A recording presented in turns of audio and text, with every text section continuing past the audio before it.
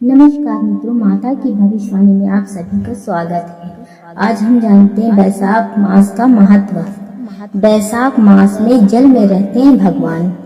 स्कंद पुराण वैष्णव खंड में यही कहा गया है, वैशाख के समान कोई मास नहीं, सतयुग के समान कोई युग नहीं, वेदों के समान कोई शास्त्र नहीं और गंगा के समान कोई तीर्थ नहीं।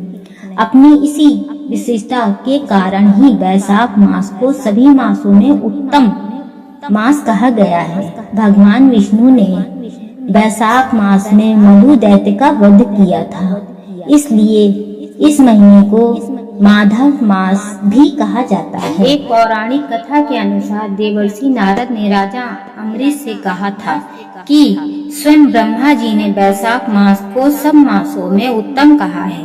वैशाख माह में सभी तीर्थ, देवी देवता आदि जल में निवास करते हैं।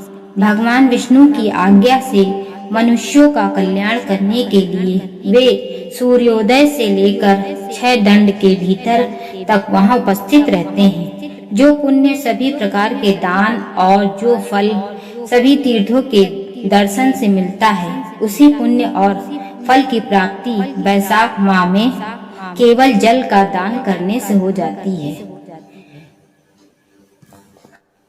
महीरथ नामक एक राजा को केवल वैशाख मास के स्नान से ही मोक्ष मिल गया था।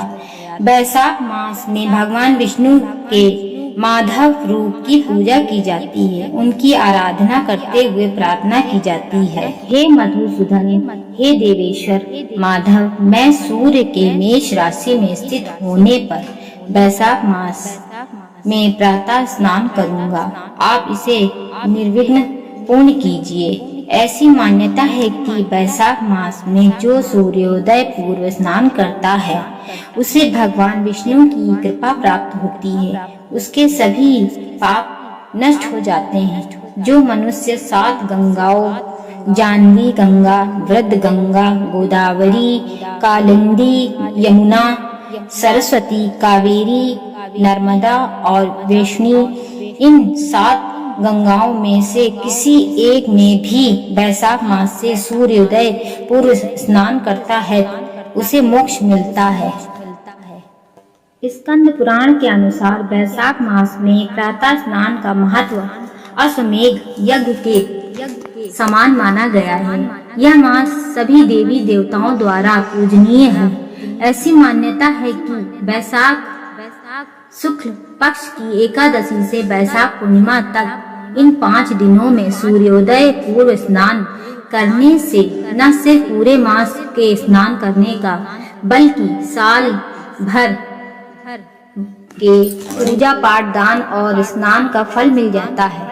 वैशाखी पूर्णिमा के दिन ही ब्रह्मा जी ने तिलों को उत्पन्न किया था। एक अन्य पौराणिक कथा के अनुसार भगवान विष्णु के श्वेत से सफेद तथा काले तिलों का जन्म हुआ था, इसलिए इस माह में सभी प्रकार के धार्मिक अनुष्ठानों में काले तिलों का प्रयोग किया जाता है, लेकिन देवी लक्ष्मी की पूजा में सिर्फ सफेद तिलों का प्रयोग किया जाता है। इसी प्रकार इस माह में तिल के दान और सेवन के साथ साथ जल, छाता, पंखा, चटाई, चरण पादुका दान करना विशेष पुण्य देने वाला होता है।